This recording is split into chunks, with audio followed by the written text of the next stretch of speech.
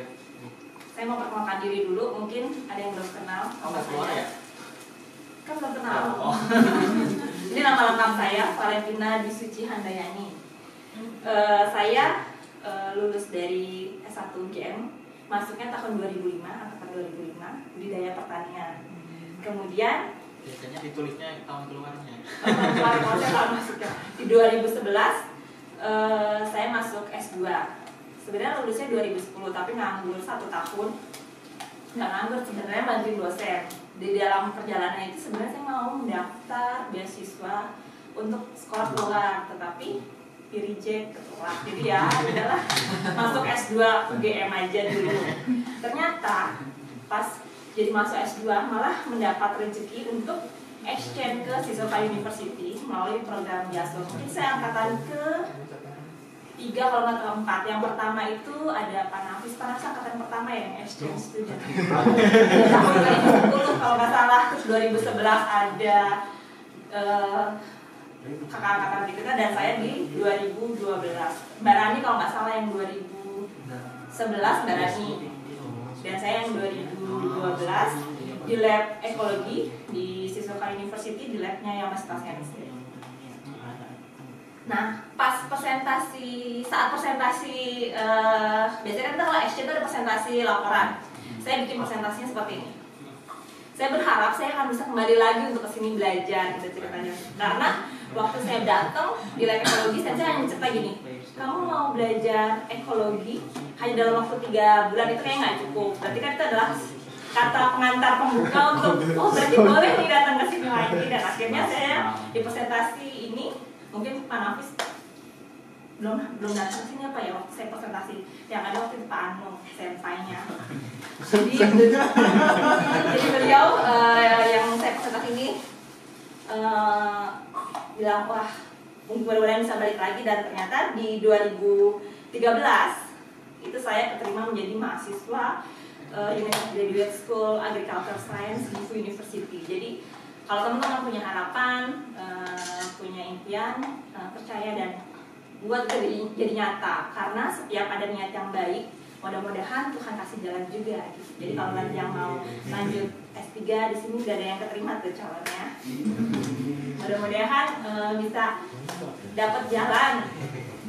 Nah dari S3 ini saya masuk ke dunia yang baru. Kenapa saya bilang dunia yang baru? Karena S1 saya agronomi, kemudian menjadi selama lulus S1 saya budidaya, S2 saya agronomi. Selama S2 saya menjadi asisten di lab crop science, ilmu tanaman. Jadi di lab crop science itu saya belajar metabolisme tanaman. Udah sampai S3, ternyata saya masuk lab ekologi. Dimana ekologi itu belajarnya tentang gulma yang saya nggak punya basic sama sekali. Jadi kayak merasa jebakan baru, tapi kan jebakan. Belajar baru, semuanya harus belajar dengan baru. Jadi namanya itu proses belajar. Nah, saya belajar di S3 ini mengenai wheat management. Di sini nggak semuanya pertanian ya, ada yang dari itu. Kita belajar dari yang basic aja, dari yang standar. Dan tahu ini sawah? Gambar sawah. Apa itu gulma? Wheat. Saya belajar tentang gulma. Apa? Jadi, tahu nggak teman-teman bedanya yang warna coklat dan warna hijau? Habis dipanen. Kalau Yang Saya merah nggak tahu masa apa? Yang merah tuh mana? Ayo lo. Yang bukan dan kajar. Ayo. Oh bukan yang angin kacang. Mana berarti? Hakim ya, saya loh. Kita emang agak susah, kita harus di lapangan langsung. Jadi sebenarnya posisi yang coklat ini adalah gandum. Itu tanaman gandum. Ini tanaman utamanya. Dan yang sebelahnya itu adalah gulmanya. Gulmanya sudah menyerang satu hamparan tanaman sendiri. Jadi ini yang namanya invasif. Jadi dia sudah menyerang sampai ke lahan tengahnya. Harusnya kan di pematangnya saja biasanya kalau gulma itu. Ini sudah sampai menyerang. Berarti sudah invasif, sudah sampai ambang batas merugikan dan harus segera dimusnahkan, di manajemen namanya. Karena sebenarnya nggak selamanya gulma itu adalah gulma. Maksudnya adalah gulma itu adalah prinsipnya karena ada faktor ekonomi di dalamnya. Ketika kita membuka lahan menjadi lahan pertanian, terus manusia akan berpikir secara ekonomis kan, untung enggak, dan ternyata ada tanaman liar yang masuk ke lahan pertaniannya itu, sehingga ketika itu mengganggu hasil produksi akan menjadi kerugian.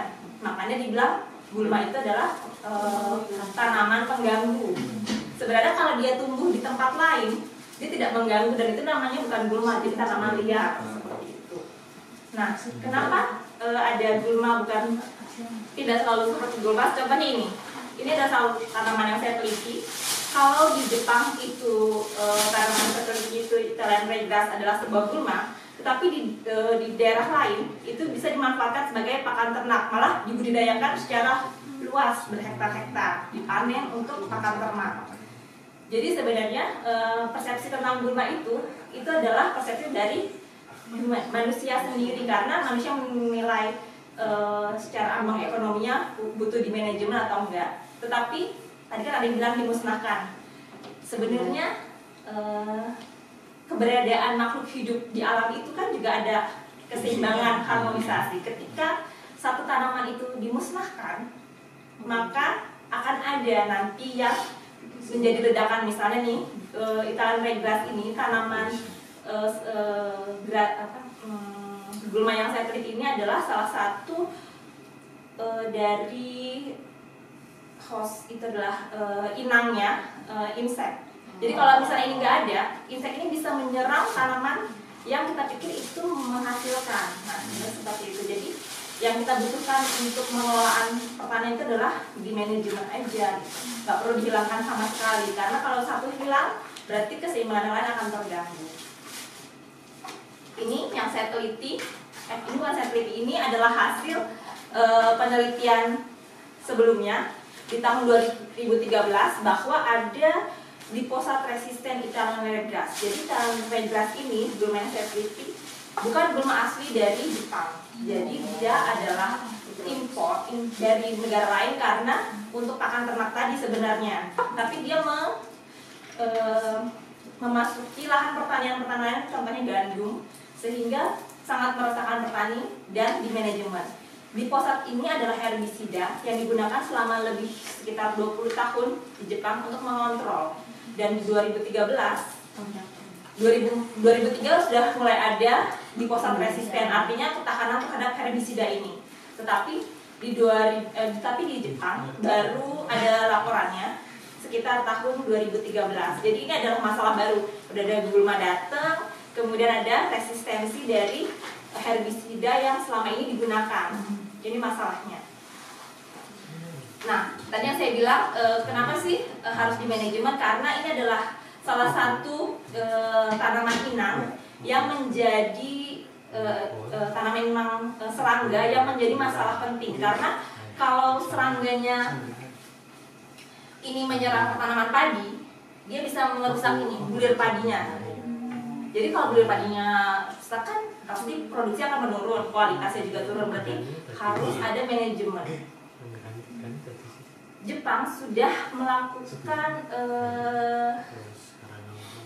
survei mengenai dari mana saja sih berasalnya gulma ini, Italian Raygrass ini, dan ternyata melakukan di beberapa titik port. Jadi gulma yang datang biasanya ini kalau kita impor barang, buah atau macam-macam, biasanya itu banyak material yang terikut serta.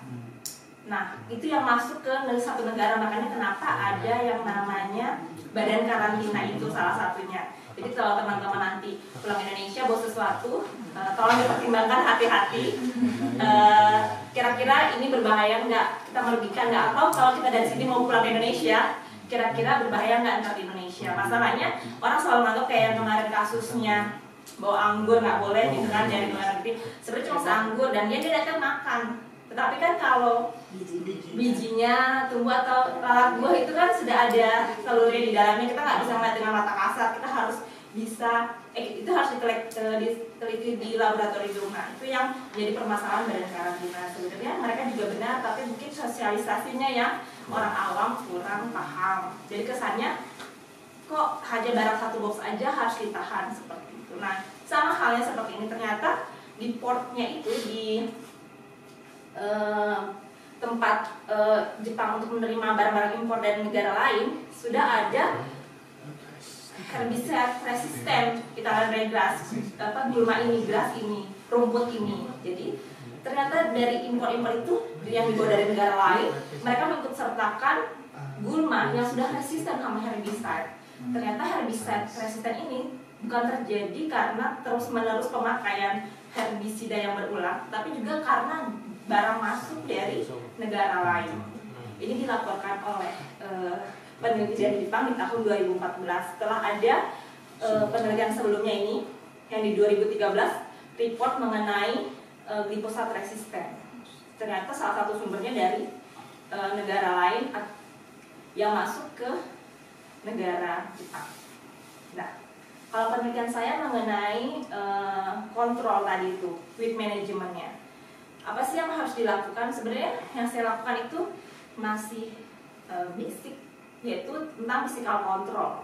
Kalau teman-teman itu biasa tahu, biarin. Ya dengan cara biasa. Kalau di sini mah nggak pakai tangan, pakai mesin kosong. Jadi yang saya lakukan adalah memodifikasi, mengimprove bukan cara, waktu pemotongan. Jadi selama ini petani di Jepang khususnya itu mengkontrol gulma ini selain menggunakan herbisida tadi itu yang glifosat, dia melakukan dengan cara memotong sebelum berbunga. Jadi kalau kontrol ini maksudnya adalah perlakuan kontrol tidak diapa-apakan. Yang G ini adalah glifosat, tetap diperlakukan menggunakan glifosat. Dan BF ini adalah before flowering, maksudnya pemotongan sebelum berbunga. Ini yang biasa dilakukan oleh petani-petani di sekitar pertanaman padinya itu. Dan yang saya lakukan adalah memotong saat awal musim berbunga satu kali, yaitu M1.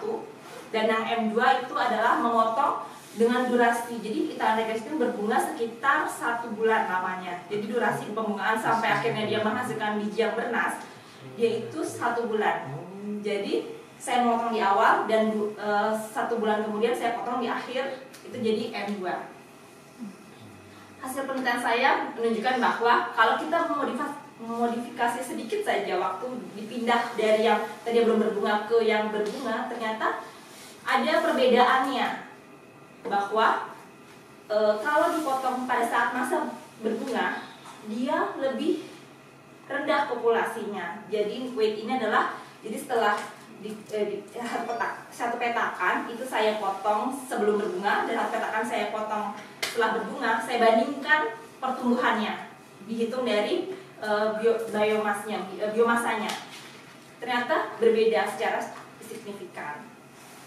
Yang pasti memotong sebelum berbunga itu hasilnya tidak berbeda jauh dengan yang tidak dikontrol seperti itu dari hasil penelitian yang saya dapatkan. Ini juga berpengaruh kepada jumlah biji yang jatuh. Jadi kalau misalnya tanaman gulma itu berhasil mencapai masa produksi bijinya, itu kan nanti dia akan otomatis menjatuhkan bijinya kalau masa sudah panen. Jadi setelah itu ada biji yang jatuh. Nah, biji-biji yang jatuh itu adalah bakal generasi kemudiannya. Nah, itu yang harus kita survei lebih lanjut. Apakah ada perbedaannya antara dipotong sebelum berbunga dan dipotong setelah berbunga? Itu ada perbedaannya.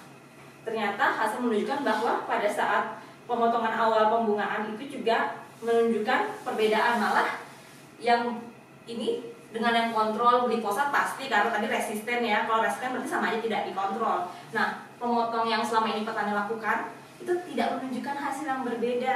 Jadi sama aja kayak melakukan hal yang sia-sia karena di generasi berikutnya tumbuhnya akan sama aja. Ini salah satu cara mengumpulkan biji dari tanahnya. Jadi saya menggunakan vakum, disedot. Jadi dari vakumnya itu akan masuk biji.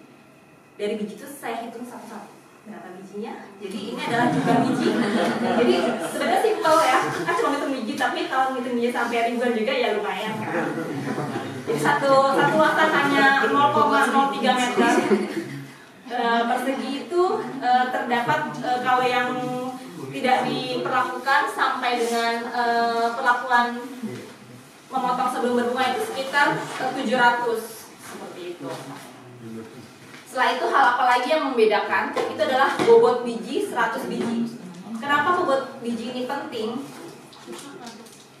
Di bobot biji ini juga kan perlakuannya tadi sama, ternyata signifikan antara yang tidak dilakukan. Saya melakukan penelitian ini selama 3 tahun, dimulai dari tahun 2012, 2013, dan 2014. Ternyata di tahun terakhir itu secara nyata berbeda antara perlakuan yang dipotong 1 kali sebelum berbunga dan dipotong 1 kali saat berbunga. Jadi sebenarnya efisien memotong 1 kali, tapi waktunya saja yang diperhatikan. Kenapa bobot biji ini menjadi penting? Karena ternyata bobot biji ini berpengaruh terhadap germination rate. Germination rate itu adalah kalau biji itu semakin kecil, dia kemampuan untuk berkecambahnya juga akan semakin rendah. Kalau menurut hasil dari data yang saya teliti. Jadi ini nggak selalu seperti itu ya. Jadi tergantung jenis tanaman juga. Nggak selamanya biji yang kecil itu kualitasnya rendah. Tetapi pada penelitian saya seperti manusia.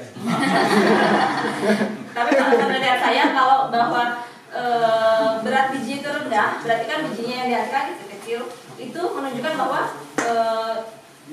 keberhasilan untuk germination itu lebih rendah dibandingkan kalau yang tidak diperlakukan sama sekali. Seperti itu di paper saya yang pertama. Jadilah paper saya yang pertama.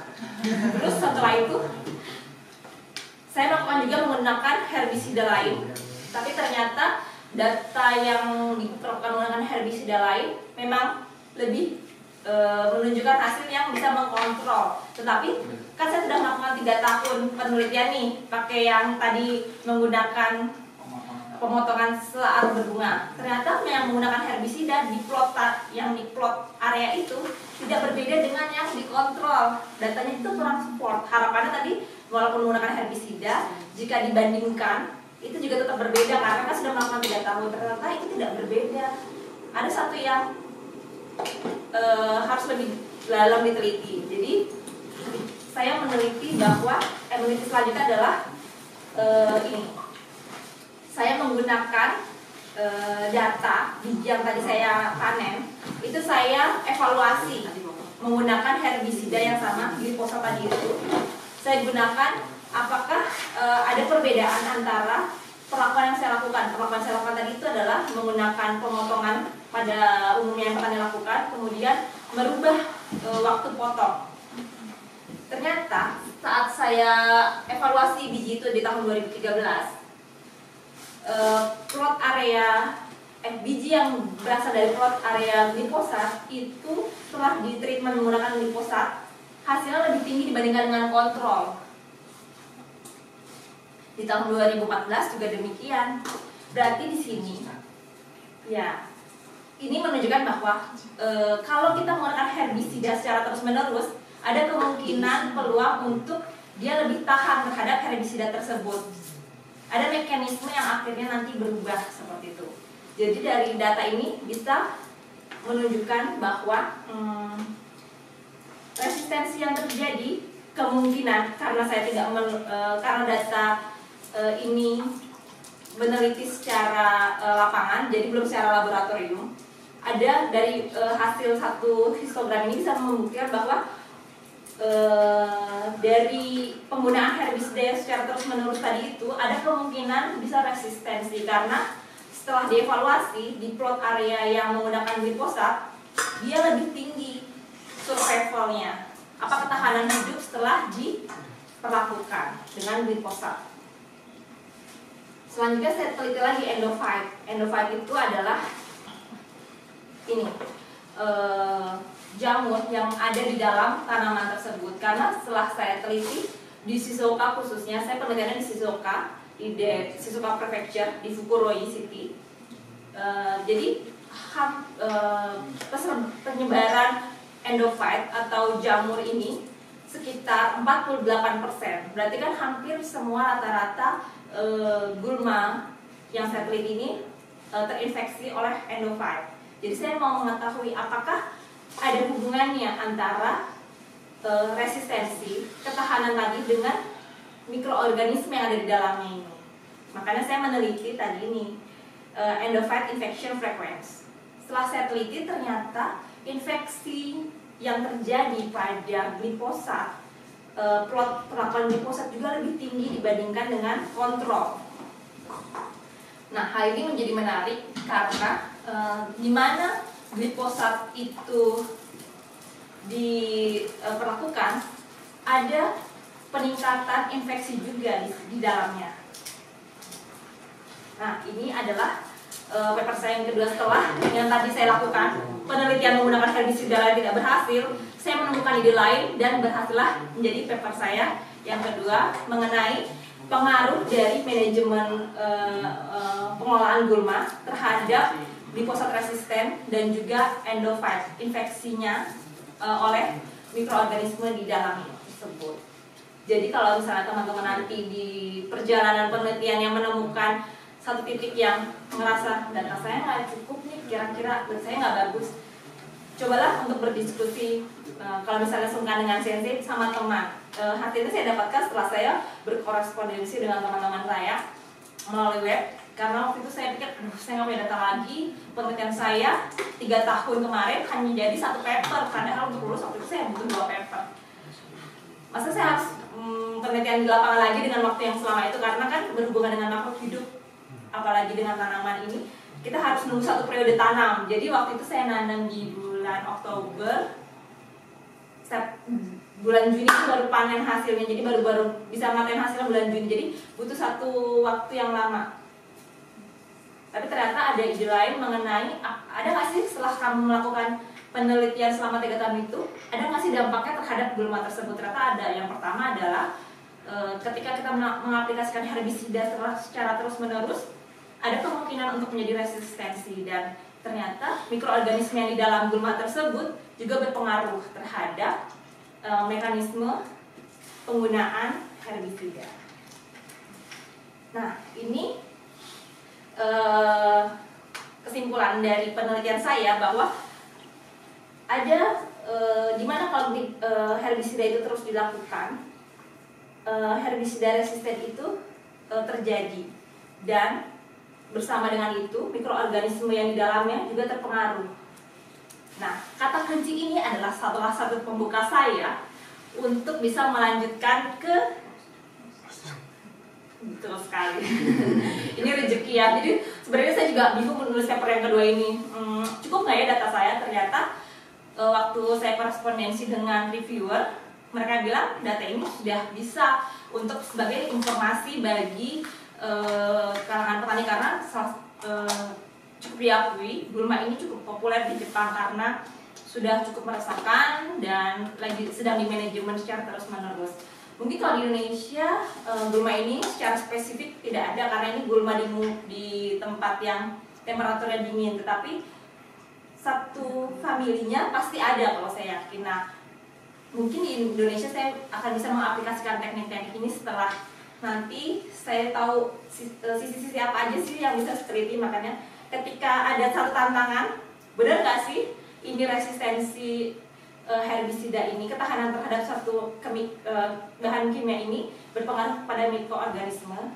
Nah, itu adalah kesempatan untuk melanjutkan penelitian di berikutnya. Jadi kayaknya kalau belajar terus itu nggak ada habisnya. Jadi teman-teman kalau misalnya nanti punya data, lebih baik dibikin report. Terus jadi bisa tahu pemotongannya itu sampai mana untuk jadikan paper. Jadi waktu saya penelitian juga seperti itu rasanya. Saya kok nggak cukup ya datanya, nggak cukup. Ternyata ada bagian yang kalau misalnya kita berdiskusi dengan diri sendiri itu emang selalu nggak cukup. Ternyata kalau kita diskusi dengan pihak luar atau reviewer itu bisa jadi ini udah cukup informasinya, tapi kamu perlu menambahkan di paper berikutnya kalau nanti mau publish itu harus ada tahu benar nggak sih ini mikroorganismenya yang akan mempengaruhi dari ketahanan terhadap herbisida.